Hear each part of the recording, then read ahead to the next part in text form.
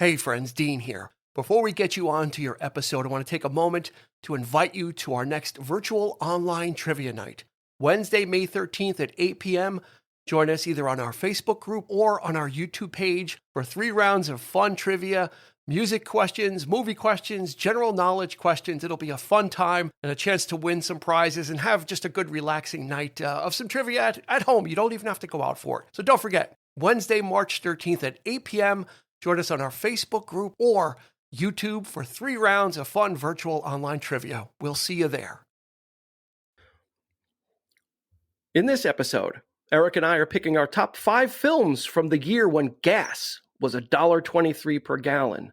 The minimum wage was $4.75, and everybody was going crazy trying to tickle Elmo. Stay with us. Get ready for the 3324 podcast, where lifelong friends Dean Legiro and Eric Kuber share their love of all things music and movies. Dean has directed short films and is a music trivia buff. And Eric, trained in audio engineering, brings his extensive knowledge of music and film to the conversation as they discuss, debate, and celebrate their favorite albums, films, and much more. Welcome, friends, to the 3324 podcast. My name is Dean, as always, here with Eric. Hello, Dean. Hello, Eric. How's things? I'm good. Yourself? I'm doing well. I want to thank everybody for joining us. If you're new to the podcast, welcome. If you're an existing part of the 3324 family, welcome back. By all means, if you like what you hear, like and subscribe on your favorite podcast platform. We appreciate it. We definitely appreciate it. So, what are we talking about today? Well, we're talking about movies of 1996. Why? I don't know. It's a good question. It's a really good question. So we're doing a top 5 today, and Eric and I are going to pick our top 5 films from 1996. We are not going to try and guess, although I think I know 2 of them. But the last time I was that brazen, it was a donut hole. I got nothing out of it. So I'm just a glutton for punishment. I'm going back out on the limb, although we are not doing official picks. Right. So why 1996? That's exactly what Eric asked me when we were discussing topics. And everybody else that has asked me about it, a lot of people are saying, well, now that people are saying, well, what are you working on next? What are some of the next episodes? And I'm like, oh, well, we're going to do a top 5 from 1996. And I'm like, why? And I'm like, go look up 1996 in film. Right. And when people they'll get it on Wikipedia or whatever, and they're scrolling through and they're like, oh, now okay. Okay. That one. Exactly. It was, I dare say, the more I think about it, I dare say, and let me know, tell me if you agree, that the 80s, I would say the 80s to the 90s might have been like the second golden age of film. Yeah, I'll agree with that 100%. Because you had the big actors like De Niro, Pacino, Hoffman, Nicholson. You had them still in their stride, making really strong films. Yep. And then you had like the new up and coming class in the 90s: Brad Pitt, Edward Norton, Leonardo DiCaprio. You had like that second coming class: Matthew McConaughey, Matt Damon, Ben Affleck, all had gigantic films in the 90s. So it was just people making comebacks. John Travolta was huge in the 90s, thanks to Quentin Tarantino. Yeah, everything was going on in the 90s, and what you kind of almost forget. And I'm going to be honest, 96 was a random year until I looked at it. I was like, oh, what kind of years would be really fun to do? Not because there was something earth-shattering and gigantic, although there were in 96. Yeah, but after looking at the list, I'm like, oh my God, this could be a top 10. It could be a top 15. It could be a top 20. It could be a top until we're done. I actually looked that up right before we started, and there was a couple online. There was like top 100. There's a top 40. Yeah, so it's well above the top 20 range. I mean, there's just enough content there and good content to boot. So just what a range. Wow. Oh my God. That was the thing. That was the thing. You are absolutely right. And when you look at 96 in film, you've got the blockbusters. You still had the sweeping epic, and we're going to go over. I'm going to go over the Academy Award winners for that year, and I think that's kind of telling. Yeah. You still had the big epics. You had the comedies. You had you had indie films. Then you had smaller indie films. Right. There was just so much going on. It was unreal. So let's dive in first, and we'll talk about the Oscars. Okay. And I'm just going to roll. These are the major categories. So we'll kind of roll through it. And it might kind of give you an idea of where the Academy was at that point too. There was a four-peat or a four-time winner it was Best Picture, Best Director, Best Supporting Actress, and Best Score. And that was The English Patient. Okay. So that was that big sweeping epic that was still kind of winning awards back then, and still kind of those big. There wasn't a gigantic grossing film, but it was one of those critical darlings, and everybody was just loving The English Patient. People felt that movie was, because it was so big and epic, that it was sort of reminiscent of like movies with like David Lean or something like that. People felt, a lot of the, I think, older generation felt obligated to see that kind of thing, thinking it might be like, we may not see this ever anymore, along, because we, like, on the flip side, there were so many smaller films this year too. So I think this might have been the only, the only film that reached that 3-hour mark, I think. I think so. I didn't even check. Yeah, it was. I think so. It was on that epic scale of like the Lawrence Arabia and that grand. I can't help but think of the Seinfeld episode when I hate English face. Because when she's she's got to go and to see the movie with her boss, and her boss makes her take it, Elaine, and she's just bored to tears, watch it for not once but twice, and she's sitting in the theater like, I gotta get. And to be honest, and embarrassingly enough, I've never seen it. I've seen most of it. I didn't see the whole thing because I obviously definitely didn't see it in the theater because I would have seen the whole thing. Right. But it was definitely in. You don't even see it on TV anymore, and I don't even see it like show up on anywhere. But I definitely caught it at some point on television. I'm a big Ralph Fiennes fan, so he's anything with him is just going to be great. I'm sure I would like the film if I did see it. It is my kind of thing. I do love those sweeping epics, but I don't know why, for some reason I never got around to seeing that one. So I think when you hear my list, you'll probably understand like, oh yeah, now I know why he didn't go see English Patient. So Best Actress was Frances McDormand for Fargo, she was like the runaway favorite to win. I mean, I don't even think it was close. Best Actor, Jeffrey Rush for Shine. Kind of forgot about him and that movie, but that was like a big deal back then. His portrayal. And then Best Supporting Actor, Cuba Gooding Jr. for Jerry Maguire. Yes. It was really an eclectic year for that, because usually when you have that sweeping epic like The English Patient, it'll take the Best Actor and Best Actress. Usually those kind of get caught up in the wash, but no, this was really just kind of a pretty diverse. It got a picture and director. Supporting Actress, we have to give props, was Juliette Binoche, so she won for Best Supporting Actress and then Score. That's the Oscars. Now let's go to the top grossing films, and I think we'll see something a little bit different than The English Patient. Yeah. Just the top 5, and I'll go in reverse order. Okay. So number 5 was the Disney animated Hunchback of Notre Dame. 325 mil. Number 4 was The Rock, which grossed 335 million. So those were pretty close. Those were like neck and neck. Number 3 was the first Mission Impossible with 400 and I think I got this number wrong. 490 something million. It's not 497 because number 2 is less than that. I got to double check that. And then number 2 was Twister. Mission Impossible, $457 million. Okay. I had a 9 there.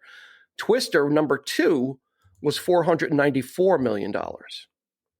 And then number 1, and this movie was absolutely gigantic, was Independence Day. Stay.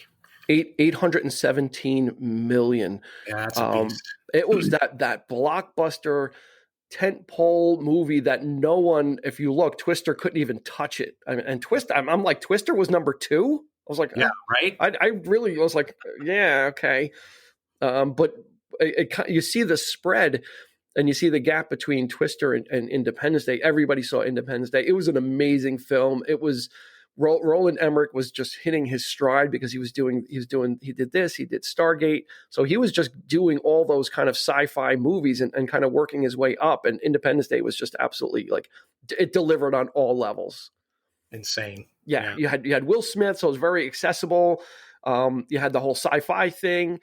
Anything with Jeff Goldblum playing a scientist is going to be a win. Of course. Playing him. Hirsch. Yeah, played his dad. I mean, that was a nice little surprise throwing him in there. Yeah, and the effects were crazy at the time too. Yeah, for 96, those were groundbreaking effects, especially with the spaceships and that fight at the end. They're flying through canyons and they're just dogfighting and kind of the ragtag Earth. It wasn't even ragtag United States. It was like the ragtag planet Earth. The thing I like most about it was the sense of awe was still there. Seeing those those ships come in like in the beginning and they're hovering over the city of New York and just completely enveloping the city in darkness because it was so huge. I remember seeing Close Encounters and the mothership, raises over Devil's Mountain, and it had that kind of effect on me. I was like, wow, so it captured not only the wonderment of like Spielberg, but then by the end of it, it's like Star Wars. It's like this, space lasers flying everywhere and all kinds of craziness going on. So yeah, it was insane. It was an insane film. And they kind of set it up like Earthquake or those disaster films. Like, like they kind of gave you the different threads of the different characters. Yeah. And it was, the first half was basically like Earthquake or Airport or one of those disaster film, Towering Inferno, where they kind of give you all the different characters and everything's calm beforehand, and then everything just goes down the toilet, and all these characters, end up pretty much interacting with each other. So now, top 5. Okay. My order is, again, I'm a sucker for like the number 1 being the number 1. So the number 1 is the number 1. The other ones I just kind of mixed up just to keep it interesting. Now, what about your top 5? Basically, the ones that I picked, you guys might be a little disappointed in my picks. I don't know. They're your picks. But they're my picks. And these I picked actually movies that I actually saw in the theater, which by and large was not very many at all. It's only the 5 on my list, really. All right. There's a lot of personal stuff going on that year. So I didn't really get out to the movies all that much. So I went with that.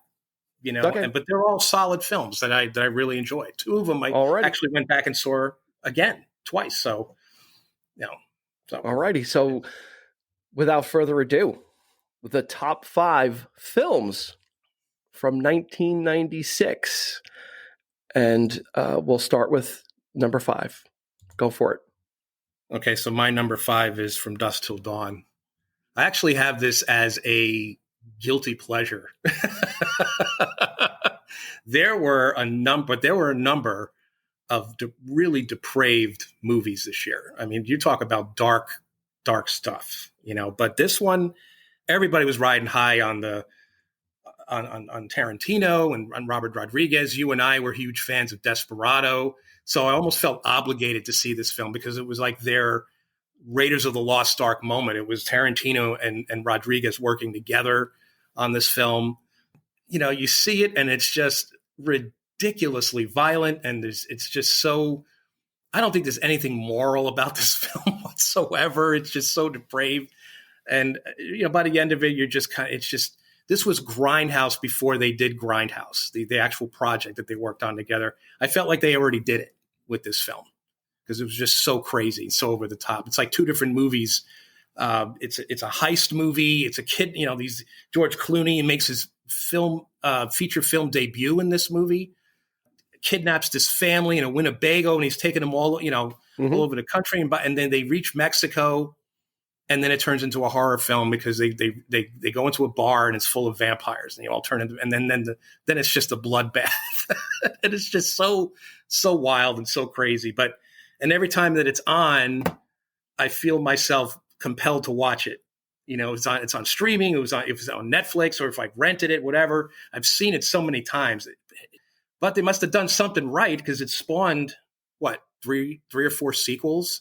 Yeah, and a television series, which Rodriguez himself worked on. Yeah, TV show also. He was like executive producer for, and it was like a reboot of the movie, actually. Absolutely. Don Johnson was in it, and So that's my number 5. It's just a crazy, crazy movie. Not one of my favorites by Rodriguez or Tarantino, but it hit its mark, I guess, in the day, because we were still riding high on that kind of stuff. But, absolutely. It was. I'm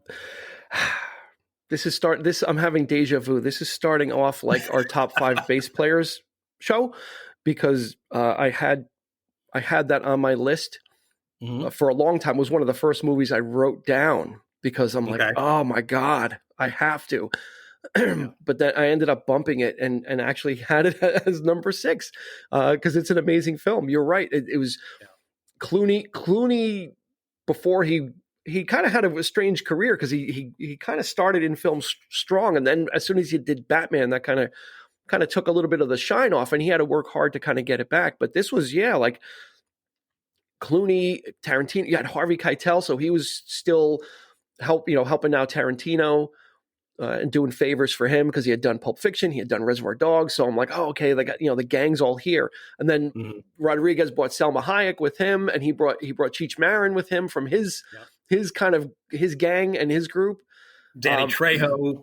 So it was like a Marvel team up of Tarantino bringing his crew and Robert Rodriguez bringing his crew. And Desperado, we absolutely were in love with it. I still love it, and it was a good film. It was bloody, but it was a good kind of scary, and had a lot of.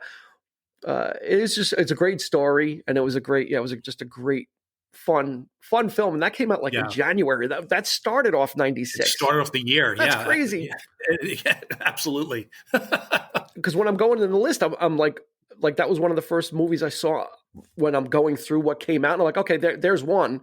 Yeah. And no, you shouldn't do that with 96, because there's so many other things coming behind it. It was absolutely crazy. Now I do need to let everybody know that we did agree on a modifier that if the lead actor or actress in a film had a second film that came out in the same year, you could also claim that. So do you want to claim anything with this? Because I was going to. You can make a claim on this, and it was a good film. I think I can. I know I can make a claim, but I don't know if I want. Okay. I don't know if I want to claim the other film. Well, you get it for free. You get it for free. Well, why not? Okay, sure. I can almost guarantee, though, you might have this on your list, though. What? The one that I'm claiming. Well, it's got to be with the lead in it, though.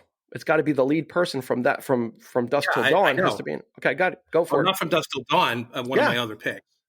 No. So the modifier is George Clooney was the lead in From Dusk Till Dawn, so he had another movie that came out in the same year. So you can pick that one as a tag along. I don't. Yeah. No. One Fine Day with Michelle Pfeiffer.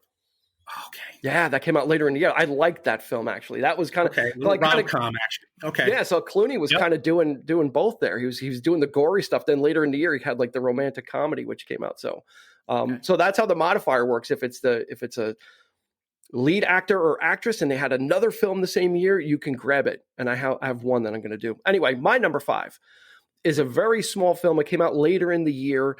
So this is my vanity one that a lot of people probably didn't see. 2 Days in the Valley. I love this film. I loved it when it came out.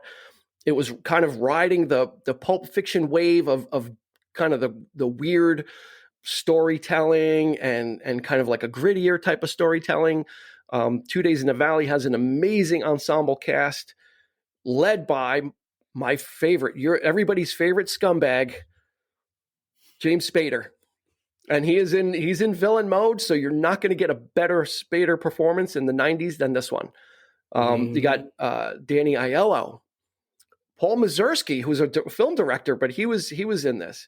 Eric Stoltz, Jeff Daniels, Marsha Mason, Terry Hatcher, Charlize Theron in her second role, but this was her first major role.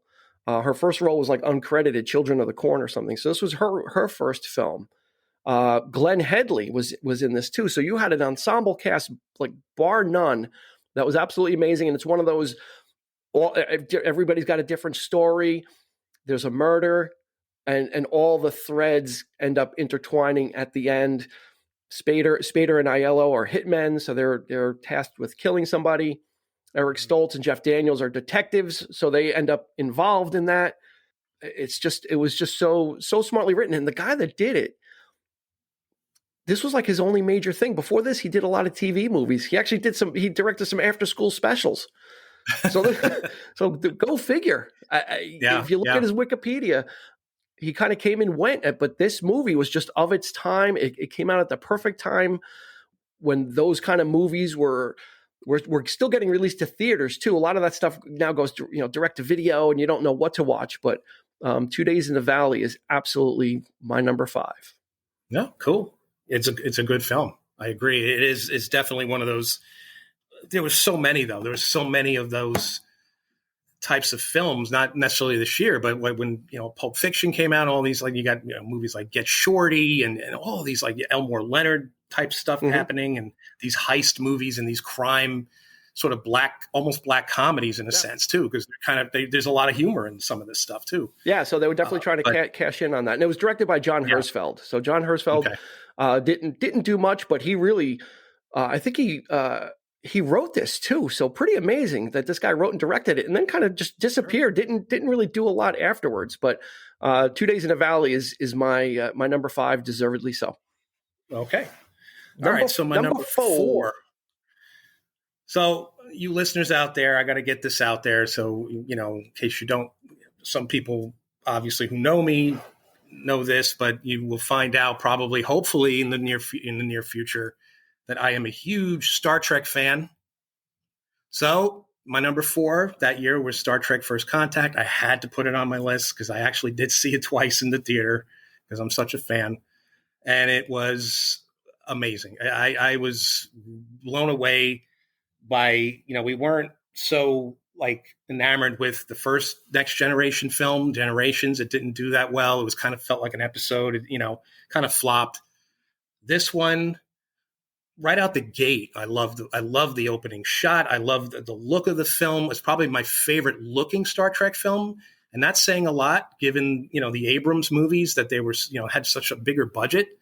And of course the special effects are that much, so big, much bigger in those movies. But yet I really like the look of this one. I love the darker aesthetic. I love the color palette. Everything from the uniforms were different, a brand new ship. It just had but it had the fun and the flair of the original series in it. It was a really great story. Brannon Braga and Ronald Moore, they wrote the story. And it's basically, the Borg come back, and it's like they go back in time to prevent the first warp flight from happening. And that's actually the B story of the film.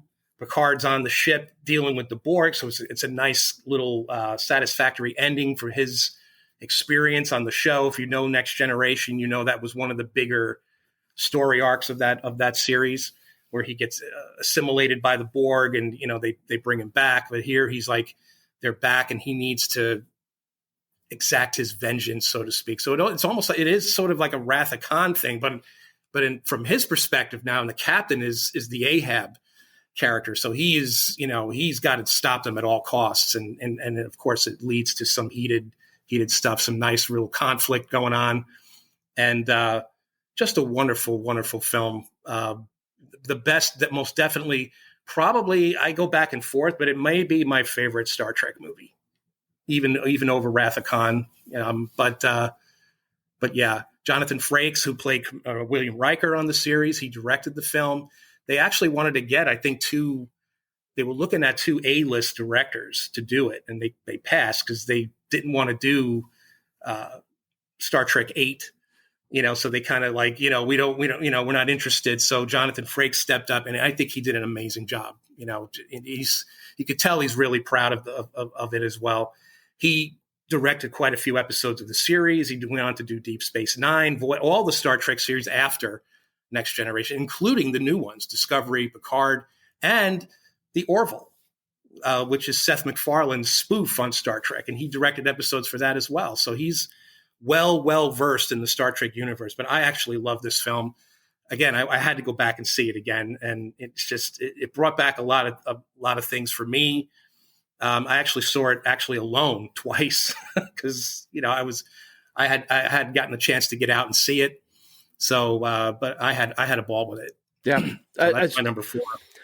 Funny thing, we are both really big, giant Star Trek fans, but I never latched on to Next Generation. I really couldn't, but this was my favorite one. I loved this film. Like for someone who, I would be the hard sell. And they sold me on this, and I didn't. I knew a little bit about the Borg story, and he got assimilated, and then he got rescued. But I was able to watch this as a standalone film because they filled in enough of that backstory where I didn't feel like I was missing information. Plus, they tied it to the original series with Zefram Cochrane and his first space flight, so they really kind of tied the original series and the next gen together. And it was really well done. I really enjoyed watching it. And that's one that's when it's on, I will watch it. It's just fun. It's just a good one. Yeah, it's great. Good choice. Yes. Okay. My number 4. I'm going to give you for the next 4, I'm going to give you a quote from the film. See if you can guess it. Okay. Okay. So the quote is, "I eat pieces of shit like you for breakfast." You eat pieces of shit for breakfast? You can see where my choices are going, right in the toilet. Number 4 oh my God. is Happy Gilmore. Yes. Okay, there it is. From Adam Sandler, his second film in his trilogy of like the 3 funniest films he ever did was Billy Madison, Happy Gilmore, and The Wedding Singer. Those were like the 3 best Adam Sandler films. I'm so glad you picked this because Happy Gilmore. Because you know what, when you look at that list, I have to look not only at the films I love, but I remember there was a lot of films on there that were hysterically funny that did not make this list, like Kingpin, which was and Cable Guy, which did not make the list. So I'm giving it away, but how could you choose? I had to go with Happy Gilmore because it is just I was laughing. Hilarious. I was laughing hysterically. I kind of caught up with I kind of caught up with his man-child humor with this movie. Like I didn't see Billy Madison in the theater, and I didn't get it. I'm like, he was acting like a baby. Once you kind of understand it, and you don't try and figure it out, and you don't try and look at this as serious cinema, Happy Gilmore was brilliant. It was just Christopher McDonald and Carl Weathers as Chubbs. Ben Stiller was in the nursing home, like the grandmother's trying to get out. I mean, yes, yeah, there was just so much to chew on it, and then just all that, and then Richard Kiel as the fan, and he had the nail in his head. Julie Bowen was in it from Modern Family. Eugene Flaherty was in it. Yeah. Mm-hmm. This just hit on all the this is just goofy, and there's nothing wrong with that. And I enjoy goofy, and I enjoy just like sitting back and watching stuff that's silly when it's done smartly. And then the whole Bob Barker. I mean, the whole fight with Bob Barker is just like out of nowhere. And I saw that in the theater, and I was dying. I was absolutely dying. I was like, this is too much for me. So I'm so glad you picked that. I really am. I never knew you liked the movie so much. I God, yeah. I love Wedding Singer. Wedding Singer's my movie. That is just amazing. That film. I love that film. Wedding Singer is like him growing up. It's such a great trilogy. He kind of plays variations of the same character, much like Mike Myers does. Like he does Wayne's World, and then he does Austin Powers. Will Ferrell always plays variations on the man-child, also kind of the same, naive and just kind of doesn't have any filter. But Adam Sandler really, and this is just he's got a violence problem in this movie too, which is the crux of part of it too. Is just that anger management. Just kicking the crap out of people like left and right when he doesn't get his way or he's just Right. So when you mix that a frustrated no good hockey player with the hoity-toityness of golf and the shh and the quiet, you get a classic. And it was directed by Dennis Dugan, who was actually an actor first, Dennis Dugan, but then he went on. He did Happy Gilmore. He did Big Daddy with Adam Sandler also, which was a cute. I loved Big Daddy also. That was like you want to kind of cry. He did The Bench Warmers. He did Don't Mess with Zohan. So he ended up working with Adam Sandler a lot. Jack and Jill, Grown Ups and Grown Ups 2. So they, he really kind of ended up working with Adam Sandler and was very comfortable with him. And you know what? Made for $12 million and it made $41 million. So, those kind of cheap comedies, they're low risk. And if they take off and if they catch, you make a boatload of money. So that was my number 4 is Happy Gilmore. Look, I didn't even mean it for it to rhyme, but number 4, Happy Gilmore. Great choice. Okay. So my number 3, this was another film that I actually saw twice in the theater. Don't ask me why I went back and saw it. Wait, hang on a second. Instead of going to see movies twice that year, why didn't you go see other movies more? I don't know. You had an opportunity. Maybe they just weren't out at the time. I couldn't find anything that interesting. Maybe it's just kind of slipping through the cracks there. But so nice, you saw it twice. Yeah, there you go. This was a movie. I like this kind of thing. I love legal dramas. I love military legal dramas. I love the morality and the ethics of command and consequences of actions or inactions or making a mistake, in the chain of command and that kind of thing. So my number 3 is Courage Under Fire with Denzel Washington. I thought it was a really solid film. And, there's a lot of movies like this out there. But I don't know if this year that, I think there were a couple that maybe came out later on during the year. But I know after this is like kind of a drop in the bucket of this kind of thing. But I just love this kind of thing. I love the sort of the morality aspect and having to face your demons. And Denzel, he was involved. This was the first movie to take place in the Gulf War.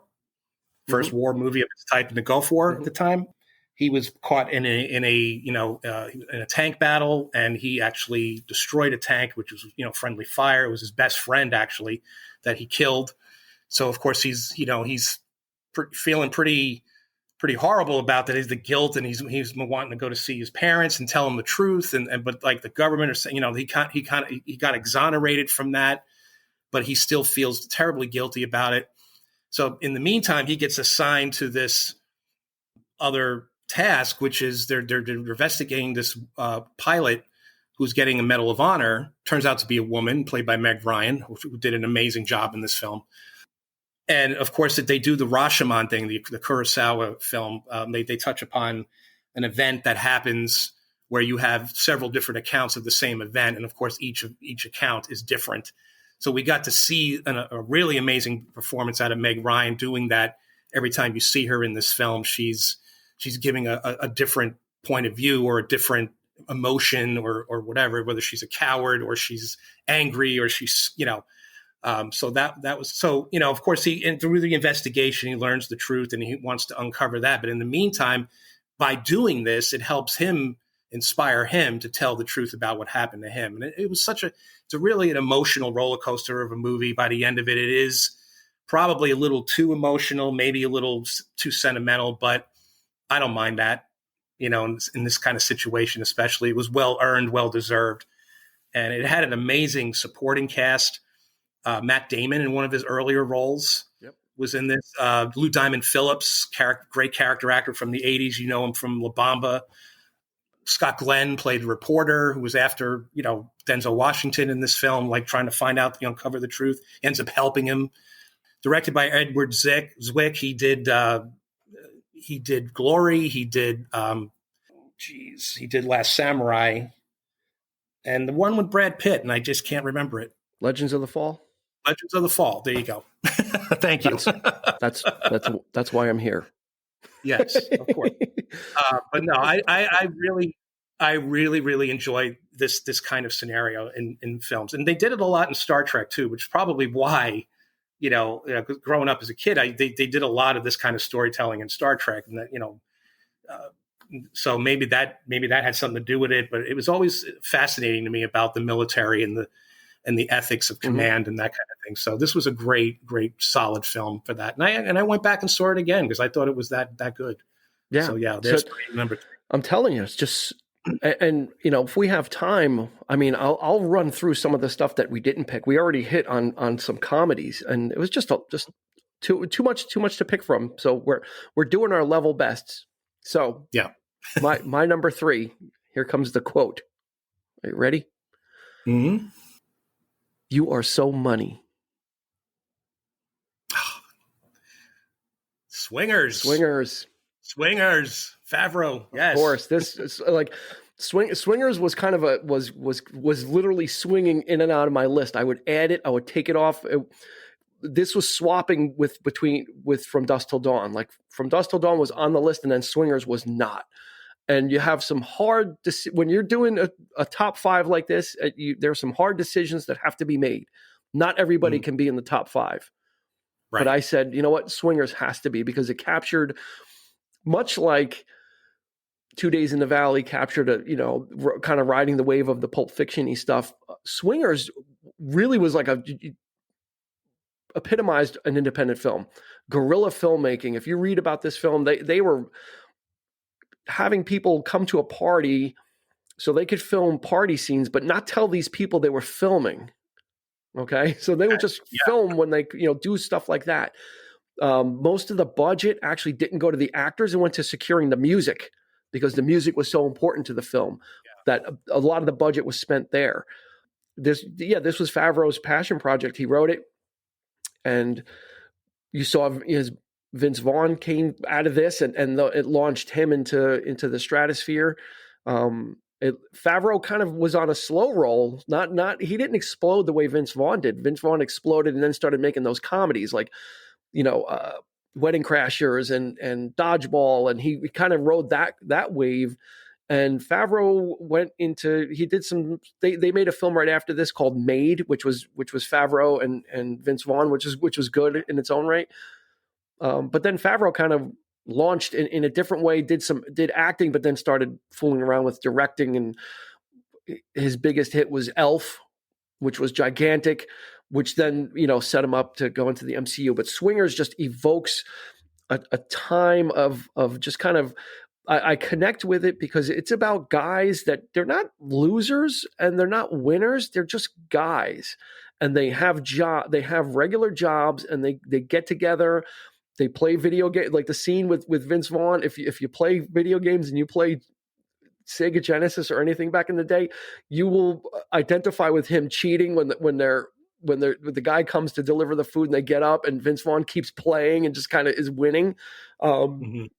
Stuff I used to do when I used to play video games.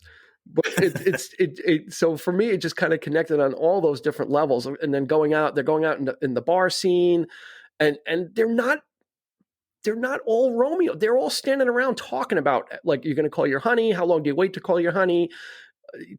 How long do you guys wait? Oh, 2 days. It's just like they kind of think that they're a little bit bigger than they are, or and they go to these parties and like, this is boring, let's leave. And then they go somewhere else. So it's just, it's kind of very slice of life-ish. And we were the same age as those guys when that film came out. So I kind of really identified with just like what you work, and then you hang out with your friends, and you'll go to a bar, and you'll try, maybe try to meet a girl or and have different levels of success. But you always have your pals with you though. And they're boosting each other up. Yeah. Because Favreau is like, he gets depressed. He's, his mood swings, and, he's. Yeah. Vince Vaughn. Yeah. Trent was just like the hype man. He's like, Mikey, you got this, Mikey. I don't want you to be the guy in the PG film. I want you to be the guy in the R-rated film. Right. And he's not a jerk about it either. Like, because Vince Vaughn is clearly, he thinks he's the man, like, he's the suave one. But when he's dealing with Favreau, he doesn't do that. It's like, unlike Sideways, for example, where, the guy in that is always, catering to him, but he's kind of a jerk. But Vince Vaughn is not in this film. Another thing I want to point out, give a shout out to, is the fact that helped launch the career of one of the great groups of the swing revival movement, which was Big Bad Voodoo Daddy. They're actually in the film. Our friend Andy was a huge fan of that band. Yeah. So we'll give a little shout out to him and to the bands, and get that out there. So yeah, so that was right smack in the middle, because they're wearing like the swing shirt, like the sort of swing shirts, like the suave, those bowling shirts, the club, they're called camp shirts, I think they're called, and it was kind of like like they're just regular guys though, and they go to the casino and they just do they go out to eat afterwards, all the stuff that we did at that age too. So although the swing thing I didn't connect with, but I was like, well, that must be a California or Los Angeles thing, so I went with it. Oh no, oh man, if you ever get to see that band, they're still rocking it out there. If you ever get to see them, check them out, because they're authentic, man. They're that good. Yeah. They're awesome. So yeah. Alrighty. So now again, I need to ask, your number one just isn't number one. It's just occupying that space. So are we building up to something or not really? I don't think so. Okay. I think it is. It's definitely, I didn't really put them in any particular order by preference, but I think number one would definitely be probably my favorite movie of the year. Got it. Alrighty. So let's do number two. Let me clarify. Number two. My wife would actually have my head if I didn't pick this. Wow. Okay. I'd be remiss not to pick this one, and that was Jerry Maguire. Jerry Maguire. Yes. I'm not a huge rom-com guy. They're very formulaic. It's always the same kind of thing. This movie, I was very taken with it from the very beginning. First of all, it's directed by Cameron Crowe, and as you know, he was a writer for Rolling Stone, so he's big on the music scene. So every one of his films has an amazing soundtrack to the film, and this one was no exception. I mean, the actual soundtrack, if on the album, it doesn't even do it justice, because there was so many great stuff on the soundtrack. But Tom Cruise gives, I think, one of the best performances of his career, I think, in my humble opinion. He's more, does more of the action kind of thing, but it really shows how much of how good he is as an actor. I thought he did an amazing job in this film, playing this slick sportscaster who gets caught up in kind of grows a conscience, and he starts feeling bad about the job he's doing because people are getting hurt, and he doesn't care. The company doesn't care. They just want to make the money and all that kind of thing. So he writes this memo, his mission statement, as he calls it, basically going point by point why we should get smaller and why we should care more about our clients and that kind of thing. It inspires a young secretary who's a single mom who's really inspired by this, and she's like falls in love with him, and of course the romance ensues. But it's just a great story too. You really feel for the guy. You really feel sorry for him. Amazing performance by Cuba Gooding Jr., who won the Academy Award as the football player who's got a rather large chip on his shoulder. Rod Tidwell, who is so into his family. It's almost cringy every time you see them together. They're just so in love, happy. They're enjoying life, and happy. They're enjoying each other. But on the team, he's kind of a dick, So he's not very.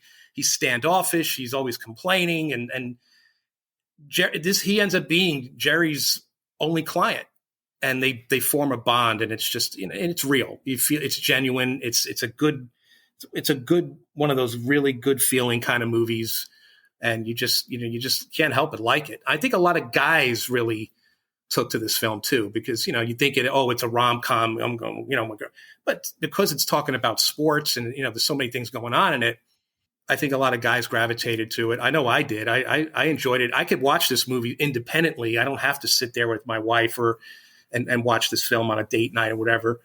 But it's a very special movie for us because that was actually our first date. So, yeah. Aww. So, but it had some amazing cameos in it. Glenn Frey, sad. It's hard to watch now because we lost Kelly Preston. Yeah. We lost Glenn Frey, who makes a really cool cameo in this movie.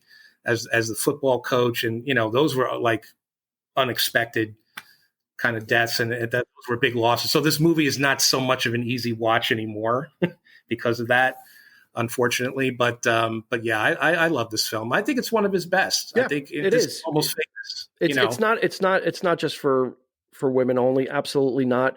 It's one of the rare films where Cruise is playing somebody on his heels.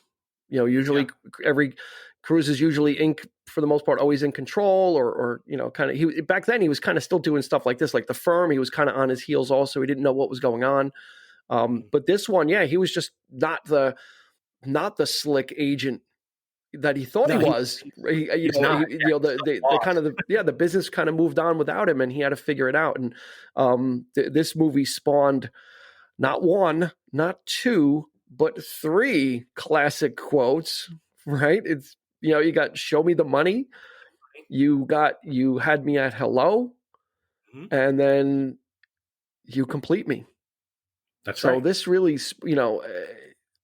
and it almost, it's the funny thing about this movie. It's like the men hater movie, because Bonnie Hunt plays Renee Zellweger's sister, and she's just has not had good luck with men, so they kind of get jaded, and all the women meet and they just are just how catty they are, and and so at the end when he shows up, it almost reaffirms in a good way like that it can happen. It can happen to you.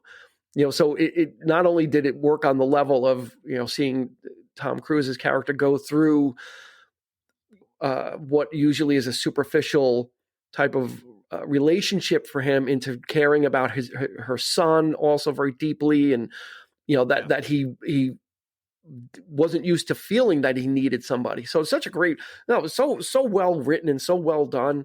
And it did, you're right, it didn't follow the regular.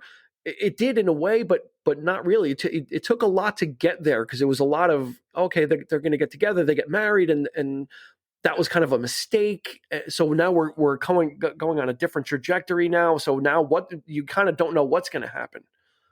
I think he took a lot of inspiration. I know Cameron Crowe, his favorite film is The Apartment by Billy Wilder. So he drew a lot of inspiration from that. And that's an amazing film too, if you've never seen it, with Jack Lemmon and Shirley MacLaine. It's an oldie. And Fred McMurray. Yeah. But he drew a lot of inspiration. He knew exactly how to do it right, the rom-com right. Yeah, absolutely. Such a great film. That's a great pick. Yep. Nothing wrong with your list. On my list, but it's you got a good list. Like I said, there's so many, so much good stuff though in this year. Nothing I would have predicted so far, but number one is The Lock. So anyway, my number two. So I'll give you the quote. It's got a curse in it. It's got a really bad curse in it. I'll just give you the first part of it. That's right. Ready? I'll try and do the impression. This is going to be really bad. This could go over really horrible.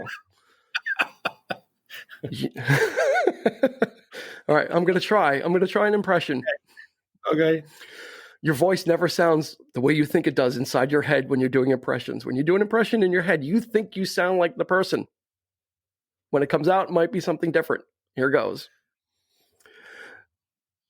Your best? Losers always whine about their best. Winners go home.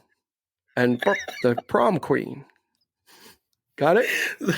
That's Connery. I know it's Connery. Okay. It's The Rock. Okay, I just won. He guessed that it was Sean Connery, so my impression was close enough that he knew it was Sean Connery, and then he was able to make the connection that it's The Rock. It is The Rock. Okay. So my number two is The Rock. Would you have thought that? No. Okay. See? No. This is not like the bass players. You got when we did the bass players, Eric predicted 4 out of the 5 choices. This one I am stumping him, but I love the Rock is that it was kind of like the coming of that era, because it was Michael Bay's second film. So he hadn't become that overblown, like the other stuff was yet to come, Armageddon and the stuff that really like overblew his reputation or his style became, Transformers. It became mega explosion. So in The Rock, he was still figuring it out. So it was still kind of a little a little tame and sedate and just more actiony and not over the top actiony.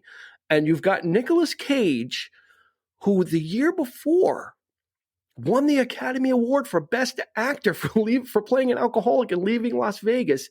He then decides to become an action star because after this, for the most part, that's right. He did this, and then the next year he did Con Air, and he did Face Off, and he just started doing, and then he did adaptation. He did some dramas in there, but not as many. He went full Snake Eyes, 8mm. His career took a really radical turn with The Rock. So you've got Nicolas Cage, you've got Sean Connery, you have Ed Harris, you have I forget his name as Womack. And who just has it in for Sean Connery. You got William Forsythe, who's a character actor who I just always loved him. John Spencer as Womack, and he was great in Copland. He was like one of the guys in Copland. And Sean Connery, basically, long story short, British intel, kind of FBI British version, in jail for like countless years, because of what he knows, and they can't let him out. Alcatraz it becomes a hostage situation, and Nicolas Cage is like the goofy chemical expert. He's not an action hero, but the only person that knows Alcatraz is Sean Connery. He's got it memorized in his head, apparently. So the deal is they'll let him out if he can rescue the hostages. They'll give him his freedom. That's probably not going to happen. And Nicolas Cage is the fish out of water, really goofy, but he needs to step it up. So it's just got that great. The classic 90s action is all you could say, but it was before it went over the top, like Armageddon, with they're in space and they're riding on, an asteroid, and, this was still a little more grounded. The action was more grounded. It was guns. It was, they had to run and evade and swim underwater and stuff like that. So it wasn't crazy stuff. But you had some big actors too. Like Ed Harris I was surprised when I saw that he was in this. I'm like, what's Ed Harris doing in this? Like, this is material is, I thought it would be kind of not what he'd be looking at. So the fact that you had these actors gravitating, especially Nicolas Cage, that had to be a gigantic win to get the Academy Award winner from the previous year to be in an action film. And Sean Connery was still riding high from, Untouchables and Hunt for Red October. And I don't know if Entrapment was before or after this. I think it might have been after. I think it was after, yeah. But he was having a late career surge in action films also. So it just kind of, and it produced by Don Simpson and Jerry Bruckheimer. And this would be, I think, Don Simpson's last producing credit before he passed away. Michael Biehn was in this. He was like the head of the SEALs. I mean, you've got who's who of the 90s. You've got them in this film, and it's just the action is just great. So that's my number 2. Such an unlikely pair, though, Connery and Nicolas Cage. I mean, it's so crazy. Yeah, especially because Nicolas Cage is just Nicolas Cage, and Sean Connery is like he's a serious actor, but I'm sure he doesn't probably take a lot of guff on the set.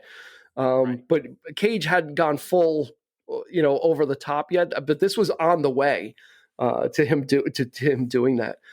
But just a great film. Actually, I want to backtrack a little bit because you said if we pick one with a star, then another movie we could attach to, right? That was the. You should probably wait. I pick Jerry. Okay. You should probably wait. Well, you could probably do the same for your number 2. No, actually, I was going to do it for my number 1. Okay. So why don't let's go through the list and then we'll double back on any additionals. Yep. So okay. So number 1, and you saw this film in the theater, right? Because you said you had only seen the only movies that made this list were films that you actually saw in the theater that year. And my number 1 is Fargo. I knew of course. I knew it. Absolute masterpiece, this movie. It's just, I mean, I love the Coen brothers. I mean, most of their, they have got to be my at least top 3 favorite film directors, I think, because they're just so consistently good. And this one was just so out of left field. I mean, I loved Raising Arizona when it came out. That was like such a zany comedy. And the only reason why I went to see this film was because of them. Because I recognize, so I went, I saw it and I'm like, this wasn't a zany comedy per se. it is a little bit of a black comedy, but boy, it's a lot of a black comedy. it's just the matter of factness of Francis McDormand and just a lot of and Bill Macy. He's just I can't say enough about it. I don't even want to gush or even say too much about it, because I think everybody knows. I don't think I could say anything that we could feel the same. We could easily spend an hour on Fargo. We can absolutely. Easily spend an hour on Fargo. Because you're absolutely right. The thing with the Coen brothers is, knew you were going to get something quirky and weird. You just didn't know how they were going to deliver it. And I saw Fargo in the theater too, and I'm like, oh my God, this is just absolutely amazing. And William H. Macy stole. You know what? Yes, Frances McDormand won Best Actress. I don't know how he did not win as Jerry Lundegaard, because he was just a ball of nerves, a ball of frustration, and he had the. I think he had the hardest. He probably had the hardest job, I think. Sure. Yeah. It's just like, oh God, and Steve Buscemi is in it. You've just got, the uncomfortable scene with Frances McDormand and Mike Yamagita when they're at the, at the Radisson, and he's just he's like so low, oh my God, there's just so many scenes that I could pick apart. And the thing of it is like they're all like, they're just so lost. It's such like some loss. And you feel for every single one of these characters. Yeah. You really do. You're darn tootin'. It's just like, you're darn tootin'. Yeah. Yeah. So by the end of it, you just feel so bad for Macy. It's just, oh my God. You got no cause to get snippy with me. It's like, you're darn tootin'. I'll get you the number. I'll get you. You want to count? You want a lot count now? It's just I almost, at this point, I don't even know this should have won Best Picture that year. I mean, it deserved every acclaim, every accolade it got, but I think it deserved more. Well, yeah, you think about it. I mean, and that's one of the things that we may do is go back and look at Oscar winners and say, well, who should have won in our opinion? Yeah. Does Fargo have the legs? Yeah. English Patient, like I said in the beginning, no one really talks about the English Patient. You don't really see it anywhere. Right. But Fargo, it spawned actually a couple of seasons of an FX series. Regardless of that movie on its own is just a yeah.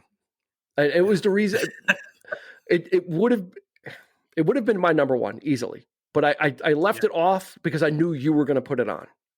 Okay. I was absolutely sure. I knew you were going to go for Fargo. So I'm like, all right, I'll relinquish that. But my number one would probably be my number one anyway. Okay. I think. But Fargo is a fantastic choice. Oh my God. Such a great film. So my number one, I'll give you the quote. Kittredge, you've never seen me upset. Oh my God. I'm drawing a blank. Well, it's the reason why I wanted you to hold off on your modifier. It's Mission Impossible. Oh. Okay. When I saw this, I walked out and I still didn't know what went on in the film. And that's a sign of a great film, is if you are walking out still wondering, not in a bad way, of what was he in on this or was he not? Like when I left at the time when I saw him, like I still wasn't sure what I had seen and who actually knew what and to what extent everybody was involved.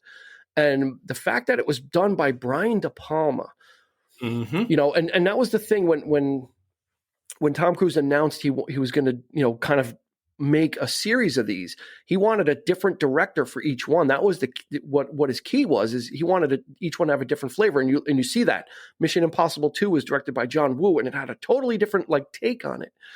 Yeah. This one by De Palma, I just love the camera work. I love the cinematography. I love that he's not an action director delivering this, because he brings a different type of tension to it. That the whole scene when they're in Langley trying to break in is one of the most high tension scenes in film history, when they're lowering him and the sweat and the sweat. Oh my God. Just so it took you hear, oh, they're making Mission Impossible and the masks and it could have gone the other way. This movie could have easily gone the way of something campy and corny. And the fact that you got Brian De Palma involved, who's going to take it seriously, he'd come off Carlito's Way like in '93. So he makes back then like high quality, high caliber films, most notably known for Scarface for everybody else. But Mission Impossible is like, oh my God, it was another one where Cruise was in the same year, and that was going to be my modifier. See, we swapped, and I like that. See, you're taking this one as yours. I'm taking Jerry Maguire as mine because it came out in the same year. And Mission Impossible just really just delivered on smart action. And there was leaps of faith because of the masks and the disguises, but it was treated realistically. It wasn't like so far-fetched, and really cemented. I think this really cemented Cruise as like the action star, because he was, then got known for doing all his own stunts, and it just he got crazy off the wall, became an action star. Much in the way Nicolas Cage did, but this was just like Mission Impossible was like, oh my God. And John Voight, like John Voight, I was like, oh my God, I thought he retired, and back then it was like, this was like 25 years ago, and he was still pretty young. And because you just hadn't seen much of him. And then he would kind of start popping up again. Yeah. That was after Heat, right? Heat was 94. 95 was Heat. Okay. Yeah. So he had just like that. And that was like that was like you could almost call that a glorified cameo. Getting back to the mask aspect of it, that to me was the show. Yeah. That was the whole show. I mean, that's what all they could pretty much do on the show was wear masks and disguises and that kind of thing. So that to me, that was that was actually hearkening back to the actual TV series. I thought that was cool. Red light, green light. Yeah. With the gum, right? Emilio Estevez gave him the gum. Hasta lasagna. Don't get any on you. And so it's such a great, and that was the thing is that the whole team got wiped out in the beginning. So you think, oh, okay, now this is going somewhere else. So then he's got to recruit a new team. And that had its within the film, in the plot, it had its issues also. There was stuff going on there. So it's just so smartly done. And when I watch it again, I'm actually more taken by the cinematography and the angles and the camera work that De Palma chooses, which is really particular to him. So you're really getting like a pro. This wasn't like a Michael Bay action film, right? Where you're going to get the big kind of explosions and the big, the shaky camera work and all that kind of stuff. This was a smart action film. There was a lot of suspense, a lot of tension in those scenes. Even the scene on the bridge when they're, where they get killed and she's over, she goes over the bridge and all that stuff in Prague was awesome. It feels like an older movie, and you got the right down to the rain-soaked cobblestones and all that kind of thing, and just the noirish aspect of it. But, and you have the team. The team's all separate, doing their different things. This one's in the Galitzin's in the pocket, and he's getting away with the list. It was just, and you had Vanessa Redgrave as as Joe, flooding back. The more I think about it, or Max. She was Max. Sorry, she was Max. Yeah. Just like it's one that is probably like. I probably didn't remember. If you asked me, I probably wouldn't be able to tell you what year Fargo came out, but I do remember what year this came out. Like this was like, for me, I remember this film. I'm like, oh my God, it was so great. Only because I was so like, again, great film had me walking out still thinking about it and still wondering about it and still like, I'm not really sure what that was. And was he always in, so good stuff. Mm-hmm. So that's the top 5. Well, you sure you don't want to go back to your number 2 and choose Dragonheart? No. Yeah. Well, no, only because you know what? I'm going to get technical with you because Dennis Quaid was actually the lead in that. So Sean Connery did the voice of the dragon of Drago or whatever his name was. But I would take that too. He was working. The guy was dragging down paychecks and working. Sure. So let's just roll down. Since we have a little bit of time, some of the stuff that we missed. Okay, and I'll just roll through, and this might be subjective. I'll just roll through it though, and you tell me. I'll do the same. So go ahead. Just quickly, big films like The Juror, Broken Arrow, which was a big action film that was with John Travolta and Christian Slater. The Birdcage, which was like a gigantic comedy for Robin Williams. That was just a corny favorite of mine, which was Executive Decision, which was Kurt Russell on the airplane with Steven Seagal got killed like in the beginning, like quick. You think it's going to be a Steven Seagal film, and he gets offed like in the first half hour, and it became something else. Primal Fear, which was the debut of Edward Norton, right? That was with Richard Gere. Was that his first film? Yeah, that was his first film. Wow. Yeah. James and the Giant Peach, which was like the Nightmare Before Christmas Time animation, which was a Roald Dahl book based on that. 2 feature film debuts from both Andersons, Wes Anderson. Bottle Rocket. With Bottle Rocket, and P.T. Anderson with Hard 8. Yep. So, and then The Craft, which was which I'll never turn off. It's one of those '90s films, with Fairuza Balk in it and Robin Tunney, Nev Campbell. It's about the witchcraft, and it's just of its time. Skeet Ulrich was in it also. Absolutely, yeah. Like we said, Twister, whatever. We can leave that one. The Phantom, which was trying to cash in on the superhero stuff with Billy Zane, but couldn't make it. Cable Guy, again, that was gigantic, and that was a dark Jim Carrey film. Dark. Right, it wasn't the usual fare. Yeah, and I'm surprised it made as much as it did, because when I saw it, I'm like, this is not what people are like. This is not like the Ace Ventura stuff, and it's not like The Mask. Right. It was a little more subversive, and I'm like, I don't know if people are going to dig it, and everybody did though. It made a ton of money. The last good Schwarzenegger action film, Eraser. Yeah, that one was like the last really good one. Sleepers, Barry Levinson. Sleepers, which was incredible. That was on my list. That was battling. Kevin Bacon. Oh my God, you had a cast like that was incredible. Robert De Niro, Hoffman, Jason Patrick, Brad Pitt. What's his name? Billy Crudup, right? So, Nutty. Then you had the Nutty Professor with Eddie Murphy, the remake, which was Tim Burton. Yeah. Oh my God, so much stuff here. So when people were saying, "Oh, 96," like why? I'm like, go look. Oh, and Train Spotting. We forgot Train Spotting. Tin Cup. Yep. Which is Tin Cup is the reason why Kevin Costner didn't take Happy Gilmore, because he was offered that, and he was making a golf movie of his own. She's the One, which I love, Edward Burns. Again, so many. So and listen to the titles we're rattling off. There's gigantic tentpole films, there's big comedies, and there's little small films like She's the One and. Trees Lounge, which was the directing debut of Steve Buscemi. So there was just so much going on in this year. It's just amazing. It's just like you almost can't pick. And then of course, and someone was like, "Oh, this is going to be on your list." That Thing You Do. Yeah, like that came that sort of came out of nowhere too. Yeah, that's a great film. It was a great film. It was just how do you pick? Some then it went some darker places too. You have movies like Crash with James Spader. It's a Cronenberg. That was a highly controversial movie about crash fetishes and people having sex on a car crash. It's a crazy movie. And then you got stuff like Dead Man. Yep. Jim Jarmusch and you got Bound.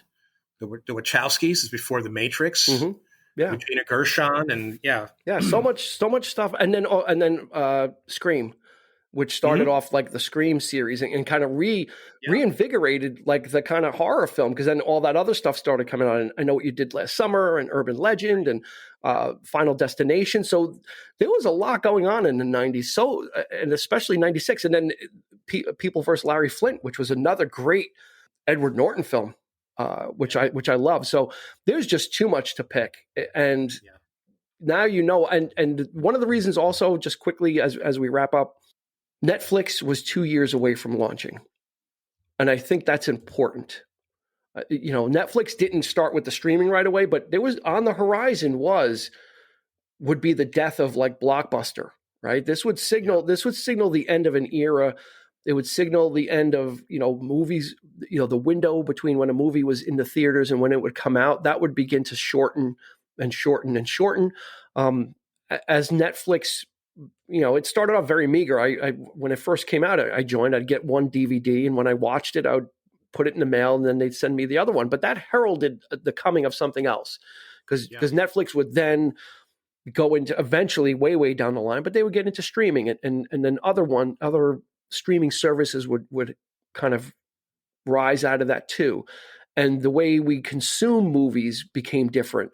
And 96 kind of represented an era where you had to go, you were going to the movies, and there was so much to choose from. It doesn't feel like there's that much out now because of the nature of distribution, because stuff will go directly to Amazon. It'll go directly to Netflix. They're made with lower budgets, so they'll go on streaming services first. So there's almost no way to aggregate it, because I don't have Netflix, so I might be missing stuff that might be great, but I have Amazon Prime, so I get that stuff. Yeah. Back then, it was like, it was in the theater, and yeah, there was some stuff that would go to direct to video, but that was like the really, really low budget stuff. But now you've got stuff like The Irishman debuting on Netflix with big stars. The whole business has changed, but 96 kind of harkens back to going to the movies where and before the superhero, before Marvel, and really kind of occupied every year since Iron Man came out, and our viewing habits became different. This was like Independence Day was like the big one, and everything else was just other films. There was just so much. There wasn't so many franchises. Diverse. Yeah, everything is franchises now. Fast and the Furious 27 and Marvel this and DC that, and there's nothing wrong with that. I enjoy those films, but this kind of harkens back to, there was just so many different things to pick from, and all of it was good, and there was literally something for everybody. Mm-hmm. There was literally something for everybody. Absolutely. So, and a lot of surprises, movies that just came out of nowhere. They're just kind of like, God, that was a great, and I go, oh my God, that was my favorite movie. Then you go see something the week later, and oh my God, you're constantly changing your mind, and it's just too many to even, a top 5 didn't even do it justice. I think, but we had to. So, it was a tough job. Yeah. But we steeled ourselves. We looked at the lists. We made our choices, and in some cases, I made multiple choices, as I always do, and pull things off and change my mind. But we got it done. I encourage everybody, go search, Google films of 1996, and I look at this list, and it'll bring you back. And if you look, and we didn't even talk about, I'm sure there's other things that are favorites from our listeners that are on that list that we didn't even talk about. So go check it, and you'll see it was almost like the glory days of film, where everything was just coming out. There was something for everybody in the theaters. And like I said, our viewing habits were different, so the theater was the place to go. So give us some feedback too. We'd like to hear some of your picks as well. Absolutely. Yep. And as always, we thank you for your support. And you can find us on your favorite streaming platform like Spotify, Google Podcasts, Apple Podcasts, or on a direct link to us at 3324.buzzsprout.com. So, on behalf of Eric, my name is Dean. This has been the top 5 films from 1996, and we will catch you on the flip side. You've been listening to the 3324 podcast with Dean Legiro and Eric Kuber. You can find us on your favorite podcast provider, so please like, subscribe, and rate to become a part of the 3324 family. Your feedback is important, so make sure to follow us on Instagram and Facebook at 3324 podcast and on Twitter at 3324p to join the conversation.